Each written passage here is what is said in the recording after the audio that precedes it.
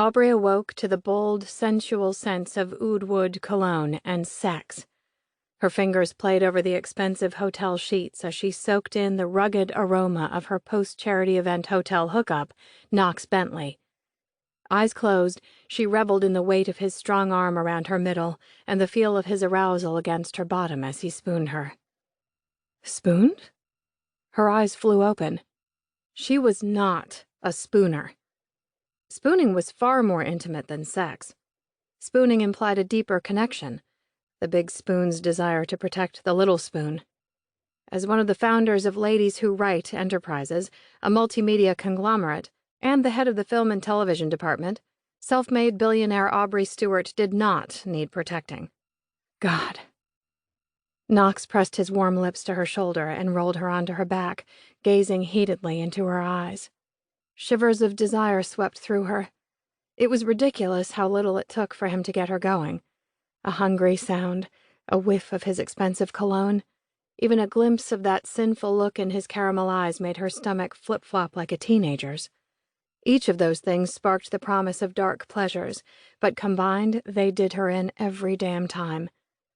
She had a million things to accomplish this week before the winter storm that was brewing found its way up the coast, and his big, strong hand sliding down her thigh wasn't helping her get out the door any quicker.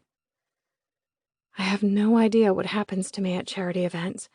I can't believe we did this again, she said breathily, trying to wiggle away before she got all caught up in him and her plans for the day went to hell. He squeezed her thigh, keeping her just where he wanted her as a slow grin spread across his face. I happened to you, babe. How can you resist all this? He motioned toward his deliciously hard, naked body. But really, we should come as no surprise. He brushed his scruff along her cheek and whispered, We've been hooking up after charity and other business events for more than 2 years. Don't pretend it's only after charity events. Some people might call that dating. Maybe in your world. She'd given up on dating long ago. After the best damn shower since New Year's Day, when he and Aubrey had last woken up together following an insatiable night spent tangled up in each other's arms, Knox stood before the bathroom mirror in his slacks and open black button-down, wondering how in the hell he could be sated but not satisfied. He watched Aubrey in the mirror as she brushed her teeth. Her black pencil skirt hugged her curves, and the lace bra she wore begged to be ripped off. Long golden tendrils hung loose and a little wavy over her shoulders. He could still feel the silky strands between his fingers and brushing over his chest.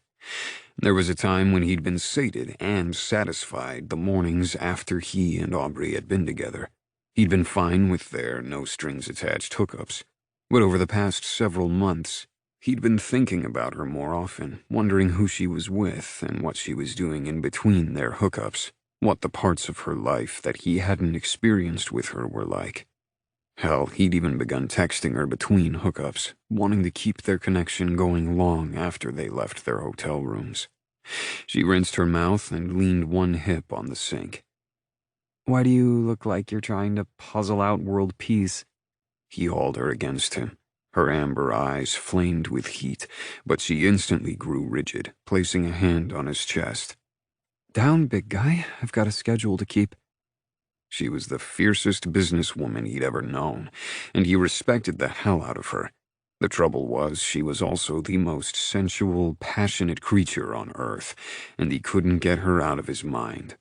They clicked as friends, lovers, and in business. They were a perfect match, and she'd not only gotten under his skin, she'd also burrowed into his heart, something no woman had ever accomplished. Not for lack of trying on their part. He liked his traveling, no-strings-attached lifestyle, though Aubrey was changing that. He enjoyed every minute they spent together, and it went far deeper than sex.